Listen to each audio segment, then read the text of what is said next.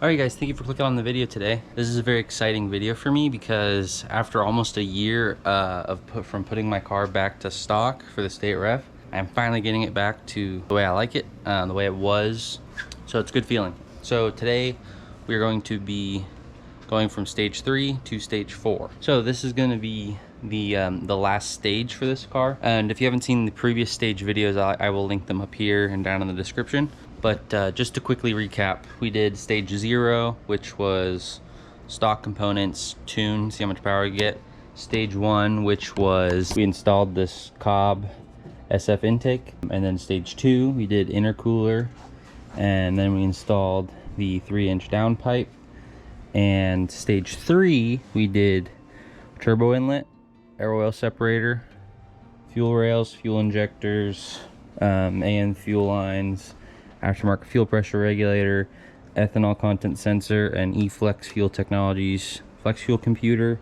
And then I made these custom mounts for it, which are on my website if you want to go check those out. Custom mount for the ethanol content sensor, custom mount for the fuel pressure regulator. They're holding up really well.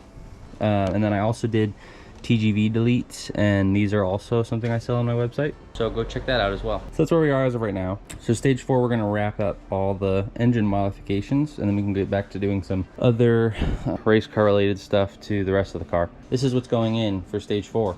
So we have our Tomei Unequal Length Header, Blouch 1.5 XTR turbo. This is the 10 centimeter exhaust housing, Blouch 1.5. I think this turbo is rated for 480 horsepower. We'll see if we can get to that. I'm a little worried that the intake is going to be the limiting factor, but if it is, we'll figure something else out. I need to re-wrap this because shortly after I wrapped it, I scraped it coming out of a driveway and teared the wrap, and it's held up, you know, since then, but like this side's really loose just because it lost a lot of support there. So got the Tomei Uppipe that comes with the header. That's just a Grimspeed turbo inlet for converting to this style turbo instead of the one that goes directly to the intercooler. But really excited to get this turbo installed again. This turbo is really fun. So that's what we're going to do in this video, is we're going to get the header and turbo installed. This time the only thing I'm going to be designing a new mount for is this 3-port electronic boost control solenoid. This one that I made previously, this is the bent piece of metal. It turned out pretty nice, but it just bolts here, but it kind of sticks up, and I might want to put like an engine cover on this just to cover up some stuff, and this is just kind of out in the open. So I think what I'm going to do for my new design is I'm going to have this mount up underneath, so a similar idea to this bracket, but have this mount underneath, so it's kind of where the factory one is, underneath this bracket. I think for stage 4, all the tuning is going to be its own separate video, because I really want to go into detail on like each individual step of the tuning. I think that's all. So I'm gonna get started with unwrapping and rewrapping this this header.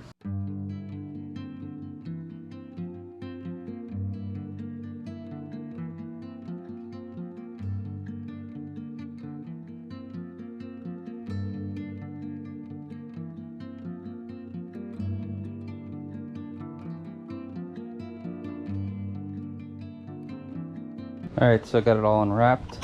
Kind of interesting. You can see these sections here where it's like orange. Those were like what I would imagine were like high heat / areas that were overlapped. So I think it was areas where the heat got trapped tight in. So like it was like right here, and then right here around this bend, that was where it was like burning. But the header looked great. I mean, people say that the wrap, you know, ruins a header, but this header looks fine, and it had that wrap on it for its whole life, and it's not rusty or anything. Some parts are really shiny actually. So I tried wrapping it with the stuff that came with the header, and it was terrible. So I ended up buying more of the good stuff. So we're gonna start wrapping it with this, and I have a little left over that I can do the Uppipe with.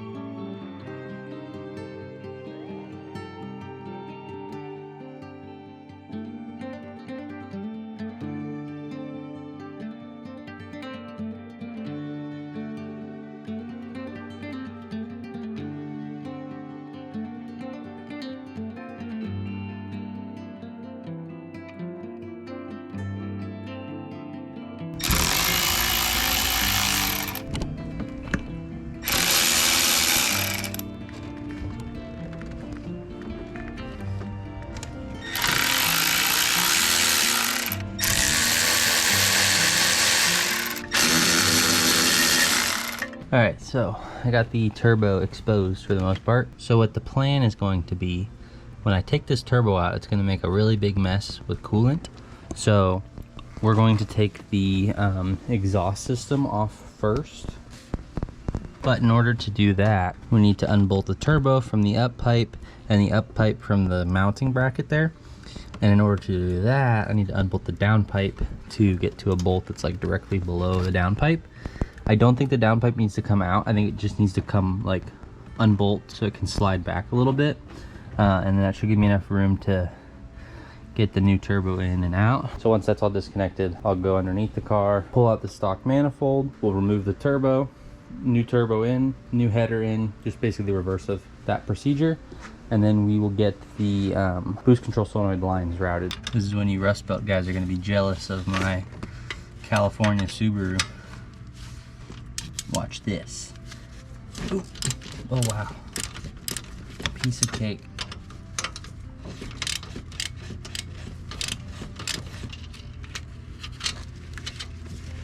I'm underneath the car. I just need to get these two nuts off here. I'm on the creeper right now and there's not enough room here, so I don't feel like dragging up the car anymore.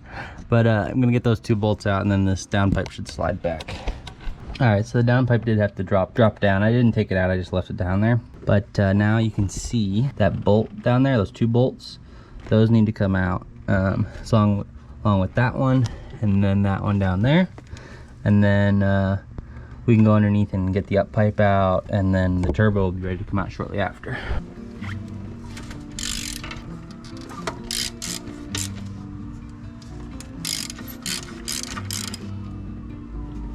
Oh goodness.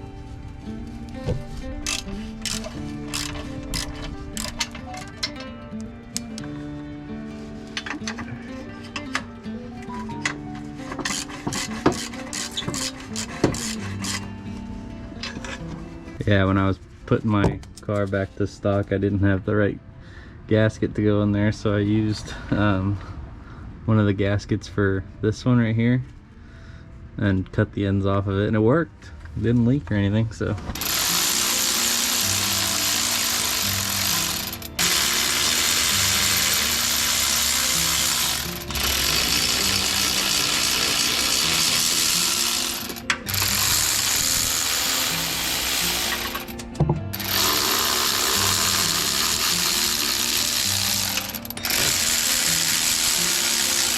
Oh, I forgot to unplug that. Son of a bitch. Oh, I got shit in my eye. Okay.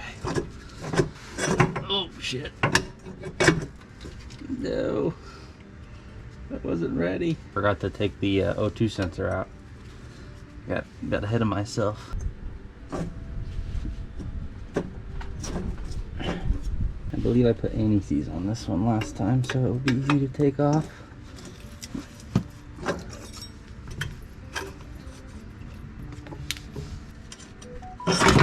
Oi! It's a close one. Almost got it. And then this should come down. And I forgot to unplug another sensor. Damn it.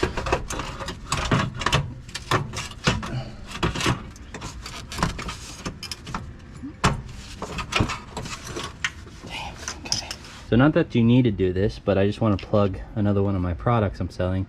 I have these, just like my intake manifold cylinder head covers. in the last video. I got these guys to cover up your exhaust ports. So we'll cover that up so we don't get any dust in there.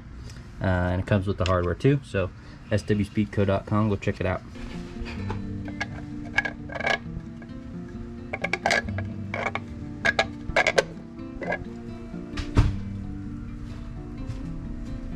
So take a look at those.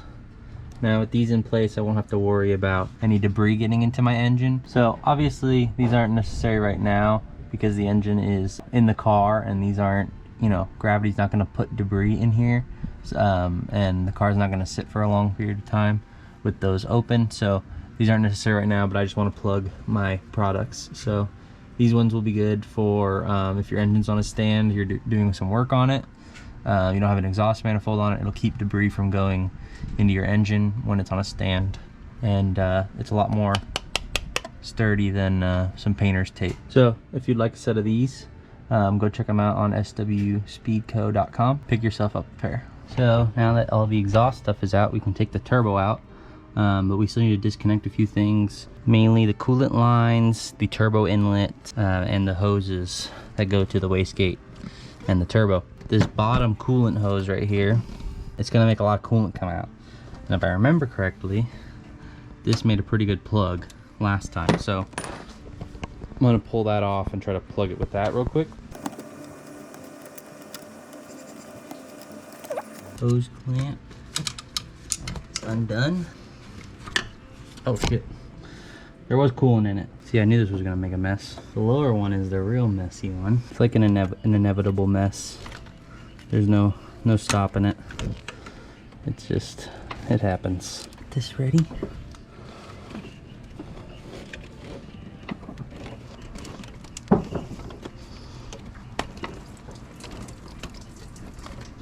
Okay. That wasn't too bad, actually. I did a pretty good job this time. So I was actually ready for it that time. If you watch my the last time I did this, the big turbo install, it was leaking for a solid 30 seconds because I didn't have anything to plug it up with. But now I think the turbo should be able to come out.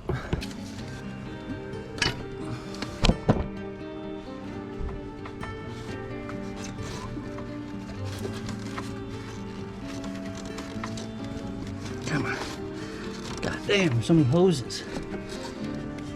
Ugh. Okay, so I'm getting everything ready down here to put the new turbo in. And if you can see here, I have this is the oil return line, and I have this kind of weak spring clamp on there. And the reason I did that is because it is very hard to access that spot to put any sort of clamp on. So that clamp should be like loose enough that the barb can slide into the hose. And it's at the top, so there's really no like pressure that's going to be back feeding up. It's not a pressured line, so it shouldn't leak, and it hasn't leaked in the past, so that seems to work. So I just need to kind of take the turbo and put it on in place and kind of wiggle it on there, and then put it on the turbo inlet side. So here's just a little size comparison between the two turbos, the stock one and the Blouch 1.5. You can see the actual like housing is bigger, so that's more air volume there. The opening is not much bigger, if at all. It's a little bigger than this guy. It's using a stock turbo inlet, so can't be too much bigger. Exhaust hole is a little bigger on the Blouch, and then I think this is where the main difference is. Well, visual main difference. So that's what the stock exhaust side looks like, and this is the new guy. Oh, it's so shadowy. But yeah, the wheel is way bigger than that guy. I'm gonna throw the Uppipe in there because the turbo needs something to sit on so I can get this positioning correct.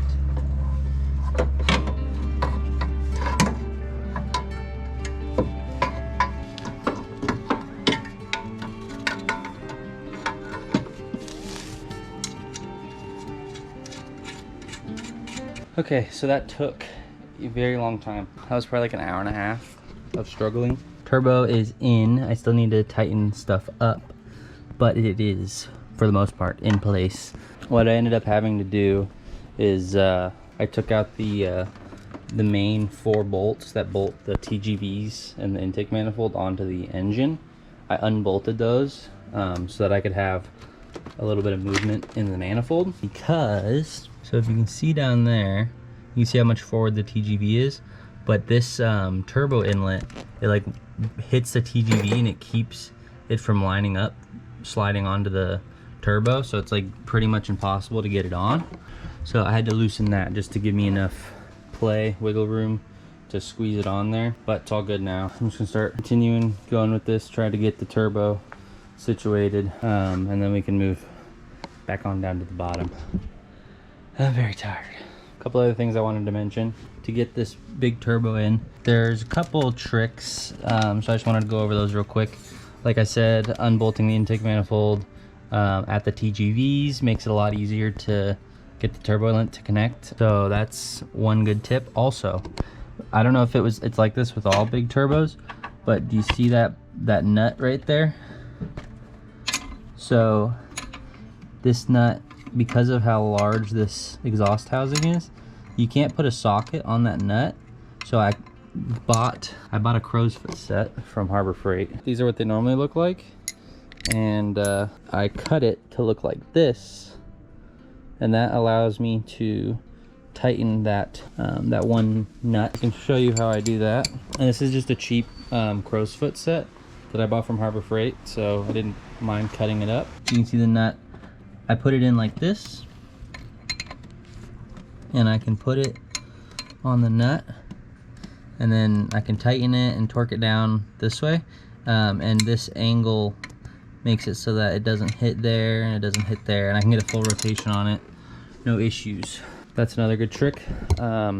Also, the coolant line that goes to this side, it can stay on when you're putting the turbo on, but the coolant line that bolts into this hole here, that's in the dark abyss, right there, you can't put that one on yet, because that bolt in the front, you can't reach it if that coolant hose is in place.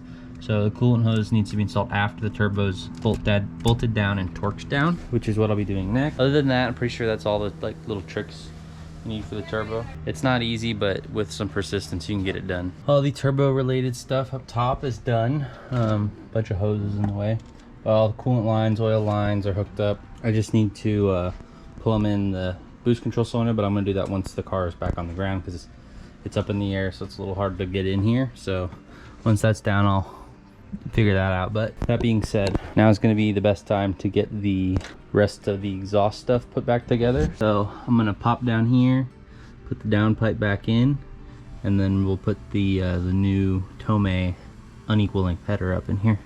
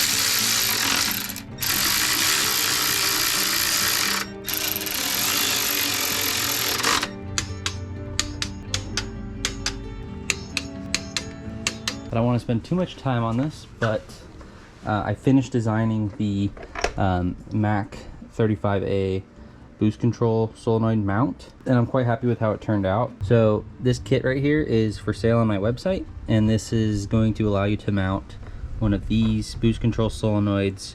Should be any car with this like intake manifold style. So some of the Foresters, the 08 to 14 WRX and 05 to 09 Legacy GTs.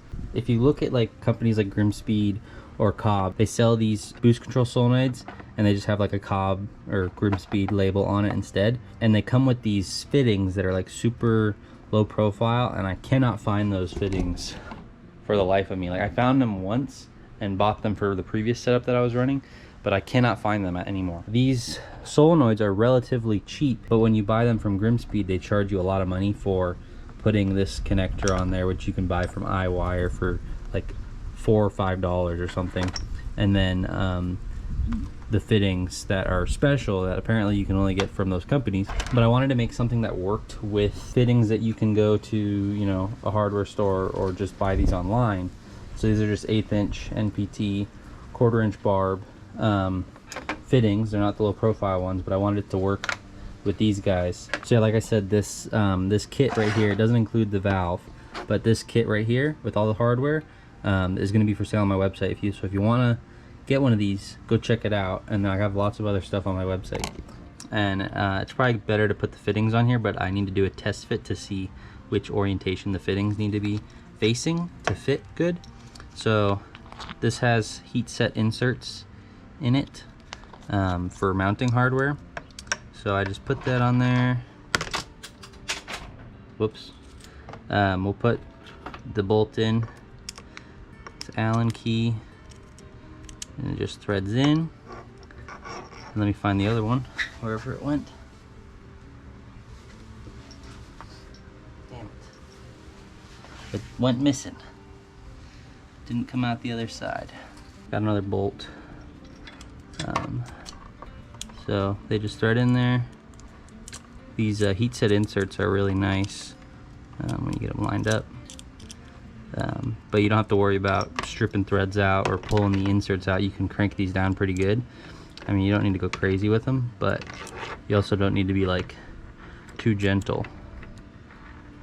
Like I'm getting these to go where they like stop and they're snug and they're not going to pull out, and this is mounted really rigid. Okay, so mounted like that. Oh my god, how many times am I going to do this? Son of a bitch. So unplug that,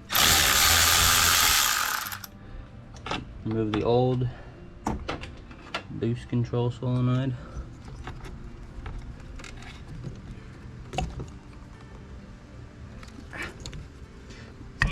Okay, we're going to take the map sensor off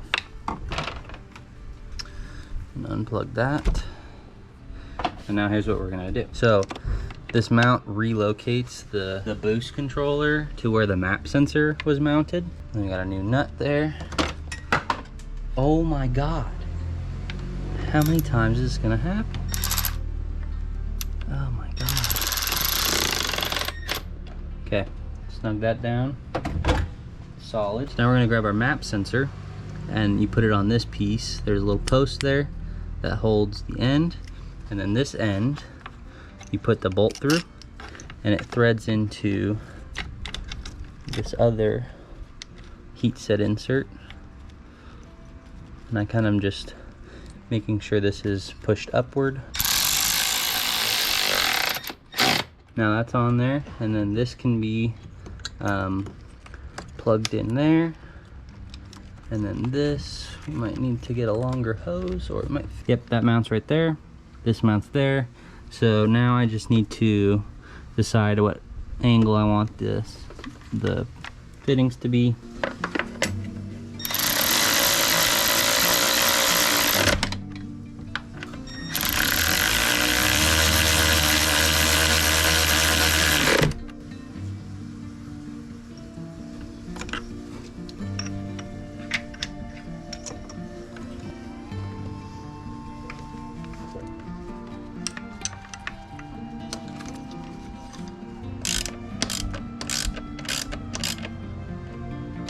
So I just want to show you the line routing for the boost control solenoid, because I had initially routed it wrong for some reason. The boost controller was not working. So I routed it properly, and I just wanted to show you the proper line routing for so you know for the video. Port number 1 here on the right, that one just does a little loop and then goes into this port on the intake. So that's your atmospheric vent. I had thought that this was your atmospheric vent, but it's actually this one. Port number 3 is the middle one. That one goes to the barb on the turbo. And then port number 2 on the left here goes to the barb on the wastegate actuator. Everything's back installed. Now it's time to fire it up and see how it runs. Oh yeah.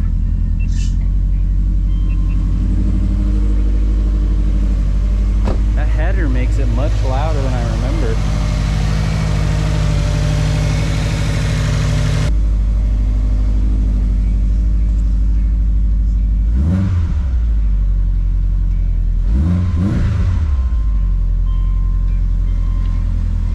It revs a lot quicker too. Sweet. Okay. All right, so that's gonna be it for this video. Everything's installed and it's running, nothing's leaking. So the next step is just gonna be tuning it for the big turbo and headers. So if you're interested in that, stay tuned for those videos. They're gonna be separate videos. I'm gonna try to be pretty detailed on the tuning procedure for this setup. So if you're interested, subscribe and you'll be notified when those videos get uploaded. Hope you liked the video. If you did, please leave a like down below. If you have any questions, leave them in the comments down below. If you aren't subscribed, please consider subscribing. And if you know somebody who might like this video, please share it with them. As always, thanks for watching. I'll see you on the next one. Peace.